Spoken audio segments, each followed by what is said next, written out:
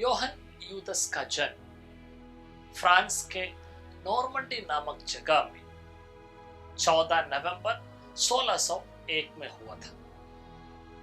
अपने पढ़ाई के दौरान जेsuit शिक्षकों से वे बहुत प्रभावित हुए थे, इसलिए उन्होंने पुरोहित बनने का निश्चय किया।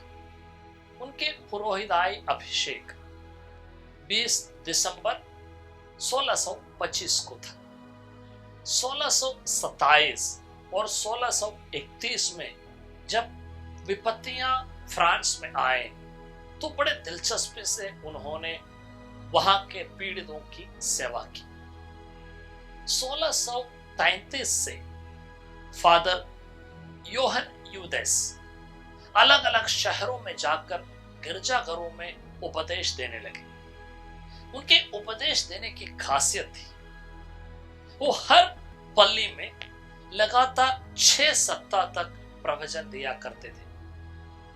उद्देश्य इतना ही था कि जितने लोग हो सके उतने लोगों को वो उस चर्च से मन परिवर्तन कराए। जुलूस, नाटक और अन्य कई चीजों का उन्होंने इस्तेमाल किया अपने प्रवचनों के द्वारा, ताकि लोग उनके प्रवचन के तरफ आकर्षित रहे। उन्होंने प्रवचनों के दौरान लोगों को धर्मसार, विश्वास के अन्य मूलभूत और भी बहुत सारी चीजों के बारे में शिक्षा दी।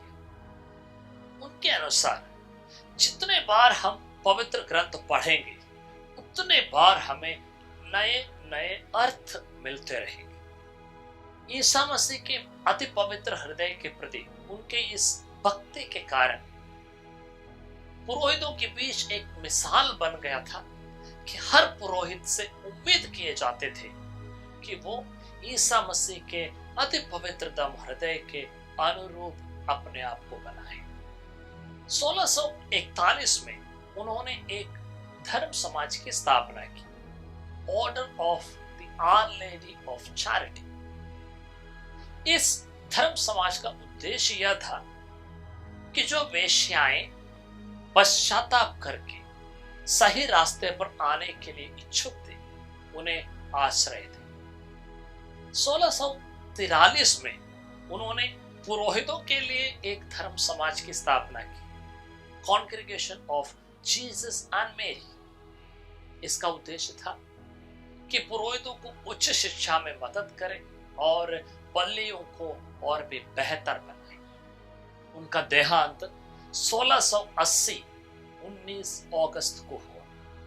1909 में योहन यूदस को धन्य बनाया गया और 1925 में उन्हें संत घोषित कर दिया गया। संत योहन यूदस बायोकोमी में धर्म प्रांत के संरक्षक संत हैं। उनके ईश्वरीय हृदय के प्रति प्रेम, माता मरियम के पवित्र हृदय के प्रति भक्ति हमारे लिए एक मिसाल है, एक उदाहरण है।